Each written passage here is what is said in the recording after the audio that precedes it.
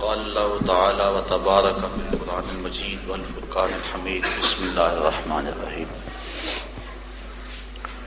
یا ایھا الذین آمنوا ادخلوا فی السلم کافۃ ولا تتبعوا خطوات الشیطان انہ لکم عدو مبین صدق اللہ مولانا العظیم وصدق رسولہ النبی الکریم الرؤوف الرحیم اللہم نور قلوبنا بالقرآن وزین اخلاقنا بالقرآن وادخلنا الجنة بالقرآن ونجنا من النار بالقرآن قال اللہ تعالی وتبارک فی شان حبیبہ مخبرا وعابرا ان اللہ وملائکتہ یصلون علی النبی یا ایھا الذین آمنوا صلوا علیہ وسلموا تسلیما السلام وعلى آلك وأصحابك يا محبوب رب العالمين السلام وعلى آلك وأصحابك يا راحة العاشقين. تمام حمد و ثنا، تعریف و توصیف اللہ جل مجدہ الکریم کی ذات پاک کے لیے جو خالق کائنات بھی ہے اور مالک شش جہات بھی. اللہ جل وعلا کی حمد و ثنا کے بعد حضور نبی اکرم شفیع امم رسول محتشم نبی مکرم اللہ کے پیارے امت کے سہارے رب کے محبوب دانائے غیور مالک رقاب امم فخر عرب و عجم والی کون و مکان سیاہ لا مکان سید انس و جاں سرور لالا رخاں نیر تاباں سر نشین مہوشاں ماہ خوباں شہنشاہ حسینہ تتمہ دوراں سر خیل زہرہ جمالاں جلوہ صبح ازل نور ذات لم یزل باعث تکوین عالم فخر و بنی آدم نیر بدھا راستار ما اوہا شاہد ما طغا صاحب علم نشرہ معصوم آمنہ احمد مجتبی حضرت محمد مصطفیٰ صلی اللہ علیہ وسلم کے حضور ناز میں اپنی عقیدتوں ارادتوں اور محبتوں کا خراج پیش کرنے کے بعد واجب الاحترام ذوی الاحتشام برادران اسلام السلام علیکم ورحمۃ اللہ وبرکاتہ. سورۃ البقرہ سے آیت نمبر 208 آپ کے سامنے تلاوت کرنے کا شرف حاصل کیا.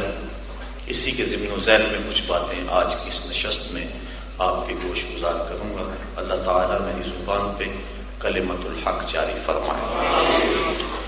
ارشاد فرمایا یا ایھا الذین آمنوا ادخلوا فی السلم کافۃ، اے ایمان والو اسلام میں پورے پورے داخل ہو جاؤ. ولا تتبعوا خطوات الشیطان، اور شیطان کے قدموں کی پیروی نہ کرو. انہ لکم عدو مبین، بے شک وہ تمہارا کھلا دشمن ہے. اہل ایمان کو اسلام میں داخل ہونے کی دعوت دی جا رہی ہے. یہ بظاہر حصول حاصل دکھائی دے رہا ہے. جو چیز پہلے ہی موجود ہو اس کا مطالبہ حصول حاصل کہلاتا ہے. جو لوگ اس حال کے اندر بیٹھے ہیں ان کو یہ کہا جائے کہ جو حال کے اندر ہیں وہ حال کے اندر آ جائیں تو یہ حصول حاصل ہوگا. جو لوگ باہر ہیں انہیں تو کہا جا سکتا ہے جو باہر ہیں وہ اندر آ جائیں.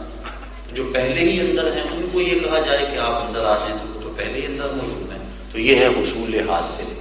اور حصول حاصل محال است، جو پہلے ہی حاصل ہو اس کے حصول کا مطالبہ محال ہوا کرتا ہے. یہاں بظاہر وادی النظر میں حصول حاصل دکھائی دے رہا ہے. ایک اور دوسرے مقام پہ بھی فرمایا یا ایھا الذین آمنوا آمنوا باللہ ورسولہ، اے ایمان والو اللہ اور اس کے رسول پر ایمان لاؤ. تو یہاں بھی یا ایھا الذین آمنوا، اے ایمان والو ادخلوا فی السلم، اسلام میں داخل ہو جاؤ. تو اہل ایمان کو یہ کیوں کہا گیا ہے؟ امام رازی نے دیگر مفسرین نے اس پر گفتگو فرمائی اور 4-5 اقوال نقل فرمایا.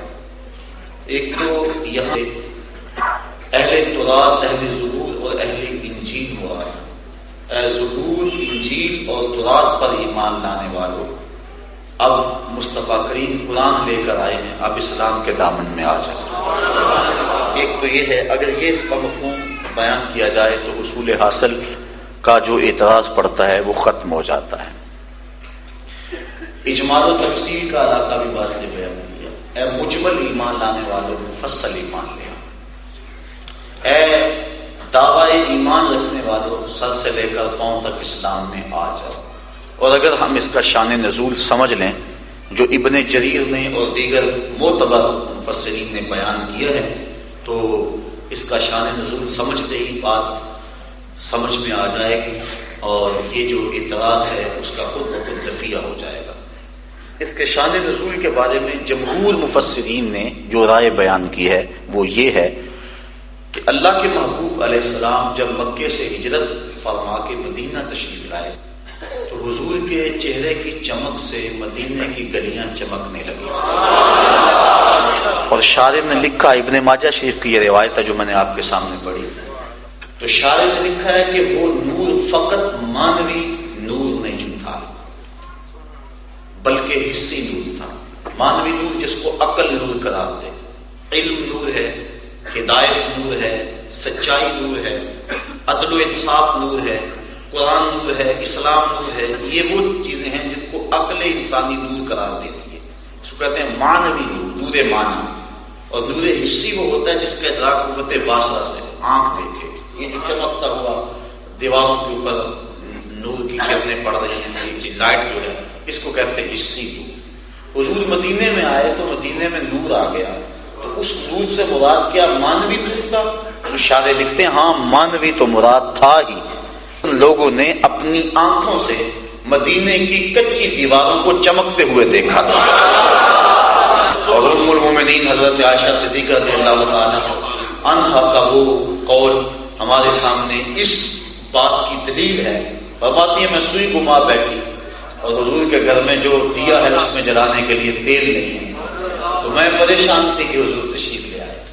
تو جب حضور تشریف لے آئے تو پھر آقا کریم مسکرائے، پھر دعا کیا فَتُبُيَّنَتِ الْإِبْرَةُ بِشُعَاعِ نُورِ وَجْهِهِ، تو حضور کے چہرے کی چمک سے میری گمی ہوئی سوئی مل گئی، ایسی روشنی ہوئی، ایسے اجالے ہوئے۔ تو جب حضور مدینہ شریف تشریف لائے تو مدینے کی گلیاں حضور کے انوار سے چمکنے لگی، اور شارح نے لکھا کہ یہ نور حسی تھا، لوگوں نے اپنی آنکھوں سے حضور کے چہرے کا عکس دیواروں پہ پڑتے ہوئے دیکھا تھا۔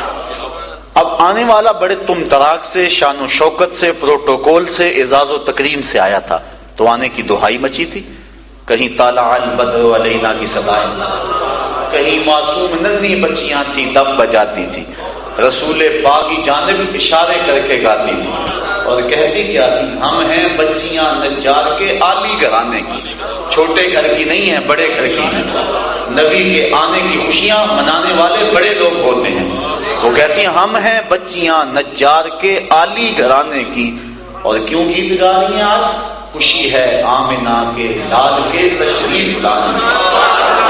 کتاب الہجرہ، مسلم شریف، دیگر آپ جگہوں پہ دیکھ سکتے ہیں کہ حضور کے آنے کا منظر کیا تھا اور کیسا ماحول تھا، کیسے چہروں پہ خوشیاں تھیں، اور صحابہ کس انداز کے ساتھ ینادون یا محمد یا رسول اللہ، کس انداز سے یہ نعرے لگا رہے تھے۔ طالع البدر علینا کی صدائیں کیسی تھی، اور جب حضور علیہ السلام وداع کی کالی پہاڑیوں کی اوٹ سے نکلے تو یوں لگا جس طرح کالے سیاہ بادلوں سے چاند چڑھایا گیا، تو وہ جو منظر تھا فی البدیع تھے، اور کمال ہو گئے انہوں نے جس انداز سے استقبال کیا، اور پھر حضور کی ناقہ کے پیچھے پیچھے، اور ہر بندہ اپنا گھر سجا کے بیٹھا ہوا، اور حضور کی جب ناقہ اس کے گھر کے قریب گزرتی ہے تو آگے بڑھ کے دست بست عرض کرتا ہے ہلم الینا یا رسول اللہ الی العدد والعدۃ والمنع، حضور ہمارے گھر آ جاؤ نا، ہم نے گھر سجایا ہوا ہے، صفائی کی ہوئی ہے، دالان کھلے کھلے ہیں، ہمارے افراد بھی کافی ہیں، اسلحہ بھی ہمارے پاس ہے، کوئی حملہ کرے گا منہ توڑ جواب بھی دیں گے، ہم آپ کی جان کی حفاظت بھی کریں گے، آ جائے نا ہمارے گھر۔ اب آقا کریم کس کا دل توڑتے؟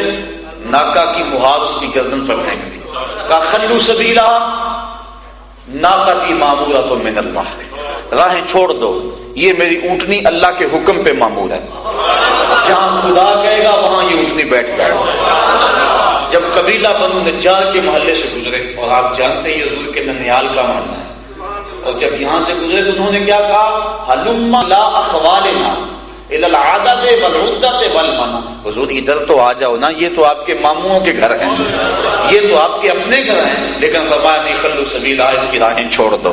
پھر ہوا کیا؟ نیویں آدھا پرونا ہے میرا دلی، کوٹھیاں تے چڑھے ویخ دے رہ گئے۔ اور پھر سہل اور سہیل دو یتیم بچے تھے جن کی خالی جگہ پڑی ہوئی تھی، مدینے والے وہاں کھجوریں خشک کیا کرتے تھے، چھہارے بنایا کرتے تھے، اونٹنی جا کے وہاں بیٹھ گئی، اٹھایا تو پھر بیٹھ گئی، پھر اٹھایا تو پھر بیٹھ گئی۔ قریب ترین مکان حضرت ابو ایوب انصاری کا تھا، وہ بھاگ کے آ گئے، عرض کی حضور اب تو میرے مقدر جاگ چکے ہیں۔ اور پھر زبان حال سے کیا کہہ رہے ہیں؟ مروز شاہ شاہاں مہمان شدست و مارا، جبریل با ملائک درواں شدست و مارا۔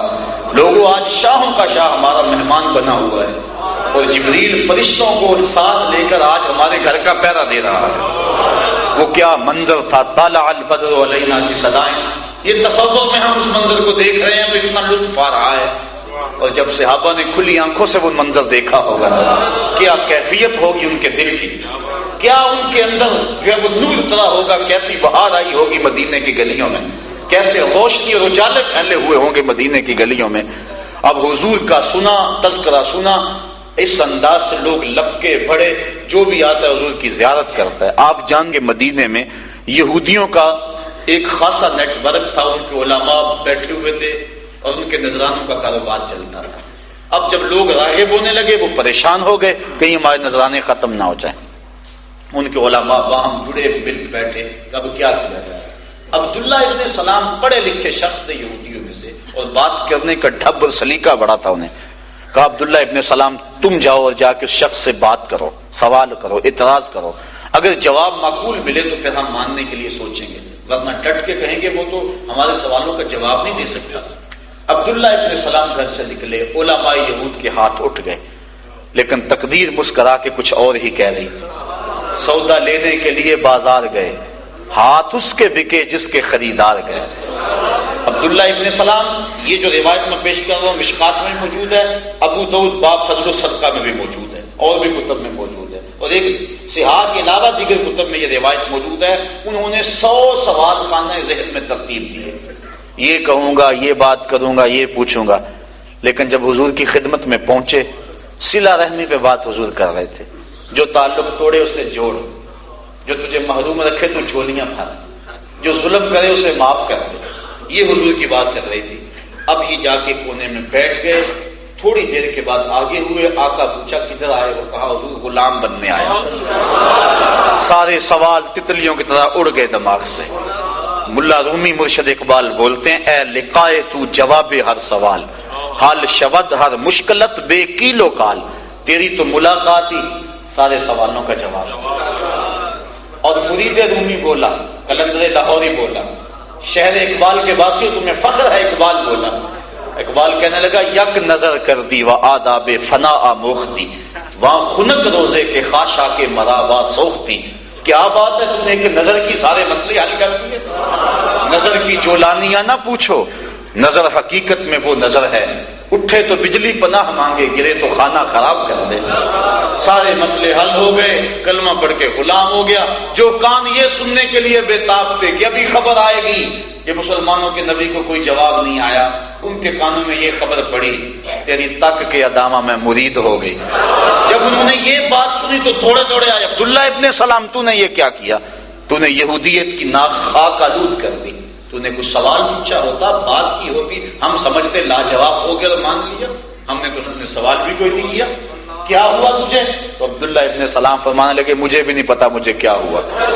جب میں نے اس پیارے محبوب کو دیکھا اور ان کے جمال جہاں آرا کی زیارت کی تو مجھے یقین ہو گیا کہ یہ چہرہ کسی جھوٹے کا تو نہیں ہو سکتا، ایسے چہرے تو سچوں کے ہوا کرتے ہیں۔ اب عبداللہ ابن سلام اسلام لے آئے، وہ اسلام لائے تو ابن یامین بھی ایمان لے آئے، وہ ایمان لائے تو ان کے ساتھ اور بھی اسد، اسید اور شعبہ، کتنے لوگ تھے جو ایمان کی دولت سے مالا مال ہو گئے۔ اب کافی یہودی ایک ٹولی بن گئی جو ایمان والوں کی یہودیت سے ادھر آئی تھی۔ اب آپ جانتے ہیں کہ یہودیت کے اندر اونٹ کا گوشت نہیں کھایا جاتا، وہ کہتے ہیں یہ مکروہ ہے، اور دودھ بھی نہیں پیتے اونٹ کا. اسی طرح ہفتے کے دن کی وہ تعظیم کرتے ہیں. اب اسلام نے اونٹ کے گوشت کو واجب قرار نہیں دیا. طبیعت مانتی ہے، مزاج میں آتا ہے تو کھا لو. جو اباحت جن چیزوں میں ہوتی ہے وہاں پابندی نہیں ہوتی. سبزیاں ہیں، پھل ہیں، کتنے ہیں جو ہم نہیں کھاتے. ایک گھر میں ایک باپ کے بیٹے ایک ماں کی گود میں پلے ہوئے، طبیعتوں میں اختلاف ہے. شام کو بعض کا کھانا پکانے میں مسئلہ بن جاتا ہے، کیا پکائیں، یہ پکائیں تو یہ نہیں کھاتا، یہ پکائیں تو یہ نہیں کھاتا. اب نہ کوئی کھائے، شریعت قدغن نہیں لگاتی کہ تم ضرور کھاؤ، واجب نہیں ہے، جائز ہے. اونٹ کا گوشت اگر کوئی نہیں کھاتا، ہم میں سے کئی لوگ ہیں جنہوں نے چکھ کر دیکھا ہوگا، اسلام پابند نہیں کرتا. اونٹ کا دودھ اگر کوئی نہیں پیتا تو کوئی بات نہیں، اسلام پابند نہیں کرتا. لیکن عبداللہ ابن سلام نے اس ذہن سے اونٹ کے گوشت کو قصداً ترک کیا کہ چونکہ اسلام میں واجب نہیں اور جس دین کو ہم چھوڑ کے آئے ہیں اس دین میں اس کا گوشت کھانا، دودھ پینا مکروہ تھا، لہذا ہم نے ضرور کھانا ہے. اس لیے انہوں نے اس نیت سے اونٹ کا گوشت کھانا ترک کیا. بلکہ ایک روایت میں ہے کہ انہوں نے حضور سے عرض بھی کی، حضور ہم دو شریعتوں پر عمل کرنے کی طاقت رکھتے ہیں، ہم دین مصطفیٰ پہ بھی عمل کریں، دین موسیٰ پہ بھی عمل کریں، ہم طاقت رکھتے ہیں اس بات. جب انہوں نے یہ عمل کیا اس خیال سے کہ یہودیت کی وہ ریت اور رسم جو میں مدتوں سے ادا کرتا آیا ہوں اور بچپن سے کبھی نہیں کھایا، اب ضرور کھانا ہے میں نے، تو اللہ تعالیٰ نے یہ آیت کریمہ نازل فرمائی جو میں نے آپ کے سامنے تلاوت کی. یا ایھا الذین آمنوا ادخلوا فی السلم کافہ، اے ایمان والو اگر اسلام لائے ہو تو پھر پورے پورے آؤ. اس چمن میں پیروے بلبل ہو یا تلبیز گل. حضرت اقبال کہتے ہیں اس چمن میں پیروے بلبل ہو یا تلبیز گل، یا سراپا نالا بن جا یا نوا پیدا نہ کر. اگر اسلام لائے ہو تو سر سے لے کر پاؤں تک تمہیں اسلام میں آنا ہوگا. اور آگے کیا کہا، وَلَا تَتَّبِعُوا خُطُوَاتِ الشَّيْطَانِ، شیطان کے قدموں پہ نہ چلو جو تمہیں کہتا ہے دونوں راستے ٹھیک ہیں. حضرت عمر فاروق رضی اللہ عنہ کو تورات پڑھنے سے منع کر دیا، کتاب تو وہ بھی اللہ کی، لیکن کہا کہ اس نرغے میں نہ آنا، اس چال میں نہ آنا. جو مریض دو ڈاکٹروں سے، حکیموں سے بیک وقت دوائی لیتا ہے اسے شفا ملے. صبح ڈاکٹر کی دوا لے لیتا ہے، دوپہر کو حکیم کی پڑیا کھا لیتا ہے، اور شام کے وقت کسی سنیاسی کی دوا کھاتا ہے، اس کا مزاج ٹھیک ہوگا. اور ڈاکٹر کو پتا چلے کہ یہ ایک ٹائم میری خوراک کھاتا ہے، دوسرے دو ٹائم دوسرے ڈاکٹروں کی کھاتا ہے، تو وہ غیرت مند ڈاکٹر گوارا کرے گا، کہے گا میاں ان سے ہی لے. اگر میرے سے لینی ہے تو پھر سر سے لے کر پاؤں تک جو ہے وہ میرے ہی عمل کے مطابق تمہیں چلنا ہوگا. شریعت یہ اجازت نہیں دیتی کہ کلمہ مصطفیٰ کا پڑھے اور باقی شریعتوں پر بھی عمل کرے. وہ شریعت منزل من اللہ ہے، ان میں شک نہیں. لیکن جب تم نے اسلام کو قبول کر لیا، اور اسلام صاحب کا جملہ ادیان کا ناسخ ہے، لہذا غیرت ہے اسلام کی کہ جب تم میرے ہو گئے ہو اب کسی سمت تم نے نظر اٹھا کے نہیں دیکھنی. تمہارے گھر میں کمی ہے کہ کسی اور طرف جاؤ. آقا جی میں تیرا ہو کے خیر منگا در در مریل کتا کیوں اخواما ایٹے بختہ وردہ. تو جب میں ہوں آپ کا تو پھر اور کسی سمت نظر اٹھا کے کیوں دیکھوں. یہ شریعت نے منع کر دیا، اور اس سائے سے شریعت کا مزاج ہماری سمجھ میں آ گیا. اب عبداللہ ابن سلام اور ان کے اصحاب کو پابند کیا گیا، اور کوئی اونٹ کا گوشت کھائے نہ کھائے تمہیں کھانا ہوگا، تاکہ یہودیت کی جس رسم کا احترام تمہارے ذہن میں ہے وہ چور چور ہو جائے، اور سر سے لے کر پاؤں تک اسلام نے کہا تم داخل ہو جاؤ. اب اس زمن کے اندر بہت کچھ دیکھا جا سکتا ہے. یوم عاشورہ کا روزہ شریعت اسلامیہ کے اندر بڑا محمود روزہ ہے. حضور تشریف لائے جب مدینہ شریف، دیکھا کہ یہودی 10 محرم کا روزہ رکھتے ہیں عاشورے کے دن کا. حضور نے کہا کیوں رکھتے، انہوں نے بتلایا کہ اس دن قبطیوں کو نجات ملی تھی. حضرت موسیٰ علیہ السلام درائے دین سے اپنی قوم کو لے کے پار گئے تھے، ہم اس خوشی میں رکھتے ہیں. فصام رسول اللہ صلی اللہ علیہ وسلم ہمارا بھی صیام میں ہی، حضور نے خود بھی روزہ رکھا اور اپنے اصحاب کو بھی روزہ رکھنے کا حکم دیا. لیکن ساتھ یہ بھی تاکید کی کہ صرف 10 کا نہیں، ساتھ یا 11 کا ملا لو یا پھر 9 کا ملا لو، تاکہ یہودیوں سے تمہاری عبادت کا فرق محسوس ہو، ان سے مشابہت پیدا نہ ہونے پائے. داڑھی سنت ہے، ہر نبی نے داڑھی رکھی ہے، ہر نبی کی سنت ہے. اللہ کے محبوب علیہ السلام نے فرمایا اللہ کے کچھ فرشتے ہیں جو طواف کرتے ہیں اللہ کے عرش کا، اور پڑھتے کیا ہیں، اے اللہ تیری تعریف جس نے مردوں کو داڑھیوں سے زینت دی اور عورتوں کو زوائد سے زینت بخشی. پہلی مرتبہ خسرو و پرویز کے 2 ایسی چیز ان کی خدمت میں آئے، ان کی داڑیاں مڑی ہوئی تھی. حضور نے پہلی مرتبہ دیکھا. یہ تم نے کیا شکل بنا رکھی ہے؟ کہنے لگے ہمارے خداوند خسرو پرویز نے ہمیں داڑھی مڈانے کا حکم دیا. تو آقا کریم غصے میں آ گئے. ہمارے تمہارے خدا نے، جھوٹے خدا نے تمہیں داڑھی بڑھانے کا حکم دیا ہے، میرے خدا نے مجھے داڑھی بڑھانے کا حکم دیا ہے. فطرت ہے، اللہ نے مرد کے لیے امتیاز رکھا ہے، داڑھی رکھنی چاہیے، محمود ہے. بالکل کسی کی مشابہت اختیار نہیں کرنی چاہیے. مرد اور عورت کے درمیان مشابہت سے منع کر دیا گیا ہے. من تشبہ بقوم فہو منہم تک فرما دیا گیا. لیکن اس کے ساتھ یہ بھی کہا کہ داڑھی یہود بھی رکھتے تھے، عیسائی بھی رکھتے تھے، مشرکین مکہ بھی رکھتے تھے. کہا تم نے بھی رکھنی ہے لیکن ان سے فرق ڈال دو. وہ داڑھی کا استرسال نہیں کرتے تھے، یعنی داڑھی کو کھلا نہیں چھوڑتے تھے. اس کی یا مینڈیاں بناتے تھے، یا اس کے اندر موتی پروتے تھے، یا اس کو مختلف انداز سے اس کے سٹائل بناتے تھے، اس کو تو دیتے تھے. اس لیے حضور فرمایا من عقد لحیتہ ان محمدا بریء منہ، جس نے اپنے داڑھی کو یا گانٹھیں دی، گرہیں ڈالی، مینڈیاں کی، موتی پروئے، فرمایا میں اس سے بیزار ہوں. یعنی ہے دین، ہے فطرت، لیکن تمہارا اور ان سے فرق ہونا چاہیے. تمہاری داڑھی اور مشرک کی داڑھی ایک جیسی نہیں ہونی چاہیے. پگڑی کا کہا، یہود بھی پگڑی باندھتے تھے. فرمایا الامائم تیجان العرب، امامے عربوں کے سر کا تاج ہیں، اور جب تک عرب امامہ پہنے رکھیں گے دنیا پر ان کا وقار رہے گا. اور فرمایا جب عرب امامہ پہننا چھوڑ دیں گے دنیا سے ان کا وقار ختم ہو جائے گا.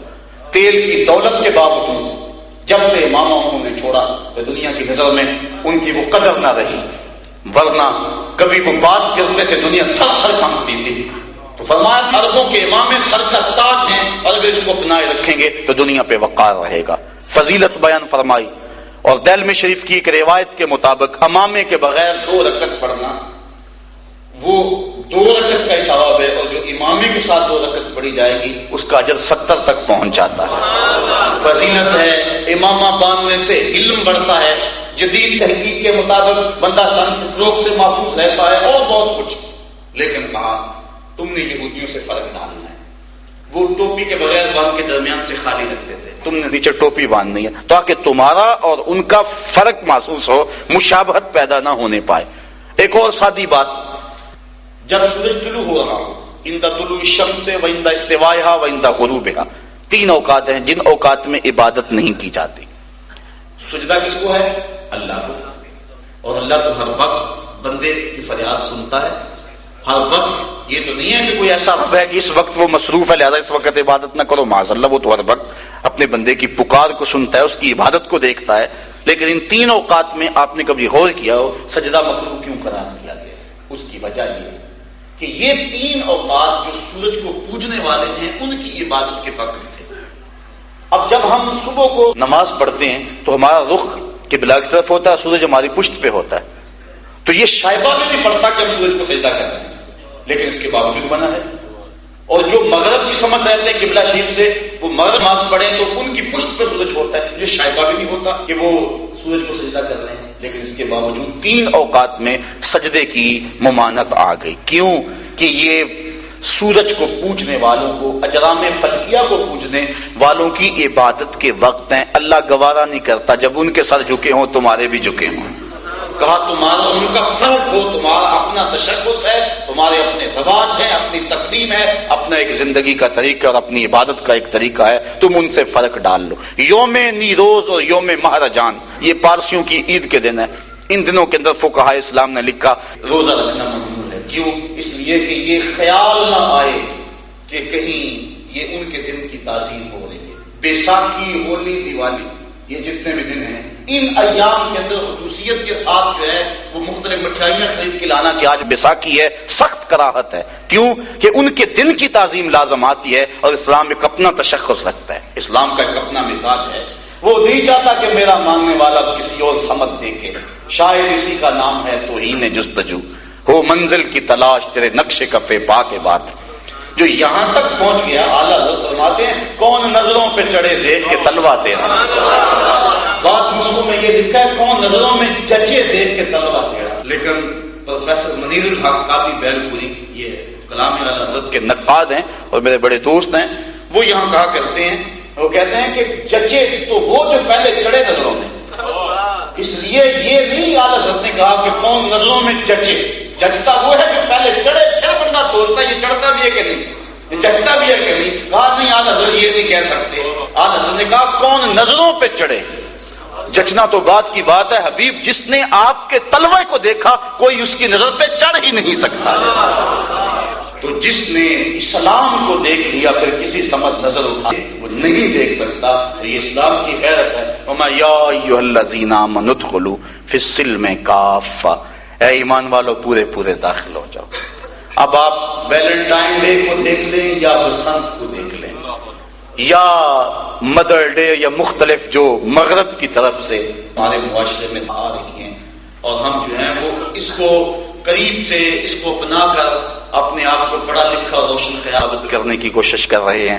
ذرا غور کرو اسلام کا مزاج کیا ہے. وہ تو کہتا ہے داڑھی بھی رکھو تو ان سے فرق ہو، پگڑی بھی باندھو ان سے فرق ہو، سجدہ بھی کرو ان سے فرق ہو، قیام بھی کرو ان سے فرق ہو، روزہ بھی رکھو جو خالص عبادتیں ہیں وہ بھی اگر کرو تمہاری ان کے ساتھ مشابہت نہیں ہونی چاہیے. فرقو مع الراکعین کہا گیا، واسجدوا مع الساجدین کیوں نہ کہا گیا؟ قرآن پڑھیے، قرآن میں نہیں ہے سجدہ کرنے والوں کے ساتھ سجدہ کرو. یہ فرمایا کہ رکوع کرنے والوں کے ساتھ رکوع کرو. تو علماء نے اس کی تفسیر میں لکھا اس لیے کہ چونکہ وہ جو یہود تھے ان کی نماز میں رکوع نہیں تھا، اس لیے کہا تم رکوع کرنے والوں کے ساتھ رکوع کرو، سجدہ کرنے والوں کے ساتھ سجدہ کرو. یہ نہیں کہا تاکہ تمہارا ان کا فرق ہو. عبادت کے کھڑے ہونے میں فرق ڈالا، عبادت کے لہجے میں فرق ڈالا، سجدے کے انداز میں فرق ڈالا، روزے میں فرق ڈالا، پگڑی سے لے کر داڑھی تک. اسلام نے ایک ایک لباس سے لے کر وضع قطع تک، اٹھنے سے لے کر بیٹھنے تک کہا کہیں تمہارا ان کا جوڑ میل نہ ہو جائے. کوئی انہیں دیکھ کر تمہیں یہودی نہ سمجھ لے، تمہیں دیکھ کر تمہیں عیسائی نہ سمجھ لے، تمہیں دیکھ کر تمہیں کوئی اس طرح کا بندہ نہ سمجھ لے. تم اسلام والے ہو. میرے حضور استاد المکرم فرمایا کرتے تھے تمہیں نہ شناختی کارڈ پیش کرنا پڑے کہ ہم مسلمان ہوتے ہیں، نہ پاسپورٹ پیش کرنا پڑے کہ یہ دیکھو مذہب کے خانے میں اسلام لکھا ہے، اور دیار غیر میں مر جاؤ تو تمہاری پہچان کے لیے اور طریقہ اختیار کرنا پڑے کہ یہ مسلمان ہے یا کچھ اور ہے، تمہاری شلوار بھی نہ اتارنی پڑے.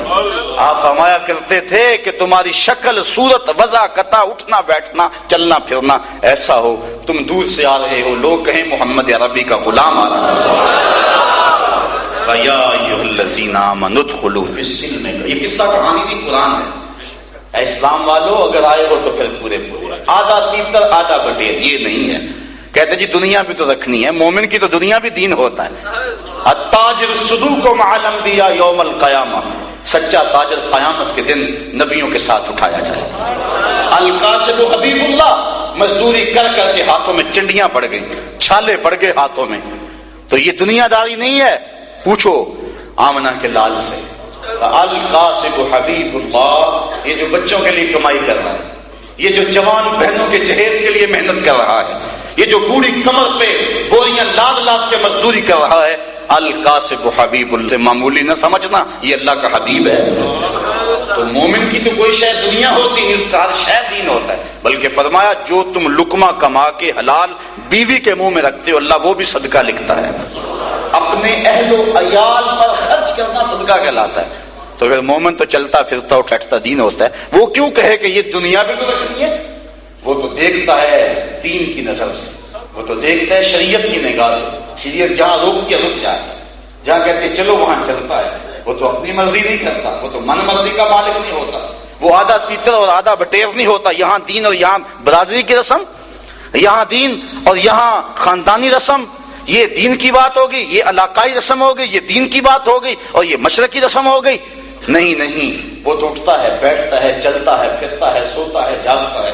وہ شادی بھی کرے تو یہ نہیں ہے کہ صرف نکاح ہی شریعت کے مطابق ہو، اور بلکہ وہ بھی اب لوگوں نے یہ شروع کر دیا کہ نکاح بھی 2-4 دن پہلے پڑھا دو، تاکہ وہ جو چند لمحوں کے لیے مولوی صاحب آتے ہیں اور دعا کے لیے ہاتھ اٹھانا پڑتے ہیں اور سب کچھ وہ ڈھول ڈھمکا چھوڑنا پڑتا ہے وہ بھی نہ چھوڑنا پڑے.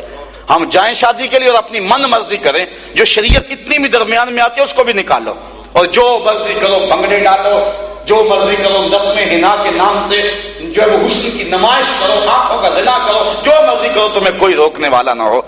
آج تو یہ حالت ہو گئی ہے.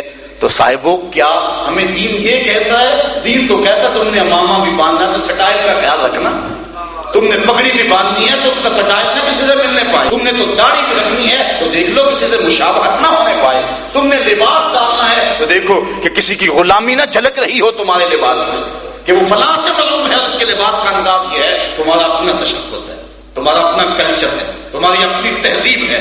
تم ویلنٹائن ڈے میں پھول پیش کر رہے ہو, یہ محبت کا دن ہے. اور اسلام تو ایک ایک لمحے کی محبت سکھاتا ہے. یہ محبت صرف مخالف جن سے سکھائی جا رہی ہے. اسلام تو کہتا ہے ماں کے قدم چھو, یہ تیری محبت ہے ماں کے ساتھ. باپ کے ہاتھ چھو, باپ کی خدمت کر, اف نہ کرنا ان کے سامنے. وہ تو کسے محبت سکھاتا ہے, وہ آوارہ عورتوں سے محبت نہیں سکھاتا. اسلام کے ماننے والوں کا محبوب گلیوں میں آوارہ کرنے والا نہیں ہوتا, عرشوں کا راہی ہوتا ہے. تو ایک دن محبت کے لیے مخصوص کر دیا, پورا سال کیا کریں؟ یہ مدر ڈے ہے, یہ مدر ڈے. آج ماں کو سلام کرنا ہے, پھولوں کا تحفہ لے کے جانا, آج فون کرنا ہے ماں کو کیونکہ آج ماں کا دن ہے. اسلام تو کہتا ہے کہ تیرا حج ہے جب ایک مرتبہ تو محبت کی نظر سے دیکھا. کہا اگر کوئی 2 مرتبہ دیکھے, کہا 2 حج ملیں گے. کہا کوئی 100 مرتبہ دیکھے, کہا تم دیکھتے تھک جاؤ گے, ثواب دیتا نہیں تھکے گا. تم ایک دن کی بات کرتے ہو. اسلام تو کہتا ہے کہ جب تک ماں باپ اجازت نہ دیں گھر سے نہ نکلو.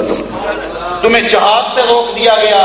فَفِيهِمَا فَجَاهِدْ, خدمت کر ان کی, یہ تیرا جہاد ہے. سال بعد ایک دن ماں انتظار کر رہی ہے. اولڈ پیپلز ہوم کے اندر ماں منتظر ہے, آج میرا بیٹا آنا. سال راہیں تکتی رہی ہے ماں. کتنی بدقسمت ماں ہے وہ جو سال بعد بیٹے کی راہیں تکتی ہیں. اور کتنی خوش قسمت ماں ہے, بیٹا جب کام سے آتا ہے ماں کے قدم چومتا ہے. جب صبح جاتا ہے کہتا ہے کام پہ چلا جاؤں, ماں کہتی ہے ساتھ بسم اللہ بیٹا جاؤ, اللہ آپ کی خیر رکھے. تو یہ ہے اسلام, یہ ہے دین. یہ بھی سال کا سلام ٹیچر ڈے ہے, آج ٹیچر کو سلام کرنے جانا. اللہ اکبر, یہ کیسی بات ہوئی؟ سال کے بعد سال بعد پوچھتے ہیں ٹیچر کو. اسلام کہتے ہیں, حضرت علی المرتضیٰ فرماتا ہے جس نے مجھے ایک حرف پہ پڑھا دیا اس نے مجھے اپنا غلام بنا لیا. ہارون رشید اپنے استاد کے جوڑے اپنی بغل میں دبائے کھا. امام مالک کو کہتا ہے حضرت میں اب بادشاہ بن گیا ہوں اور میں بغداد کے پایا تخت پہ بیٹھا ہوں, آپ نے موطا لکھی ہے مجھے پڑھا جائیں. چونکہ اگر میں آیا تو بڑا حکومت کا نقصان ہوگا, اتنے لوگ آئیں گے, آپ آگے آپ کے ساتھ جتنے شاگرد ہیں ان کا خرچہ بھی دوں گا, آپ آ جائیں. امام مالک خط پڑھتے ہیں اور غصے سے لال پیلے ہو جاتے ہیں اور کہتے ہیں ہارون رشید تو کیا سمجھا مجھے, میں تیرے باپ کا ملازم ہوں کہ تجھے اللہ کے رسول کی حدیث پڑھانے تیرے گھر آؤں؟ اگر تجھے شوق ہے تو تجھے مدینے میں آنا ہوگا. اور جس طرح دوسرے شاگرد زانو تلمس طے کر کے بیٹھے ہیں, تجھے یوں پڑھنا ہوگا, پھر امام مالک تجھے حدیث پڑھائے گا. یہ ہے استاد کا مقام, یہ ہے ٹیچر کا مقام. تو آئیے, سارے نظام آزمائے جا چکے, جس سمت ہم بڑھ رہے ہیں لوگ وہاں سے اکتائے ہوئے اور پیچھے آنے کا راستہ نہیں مل رہا.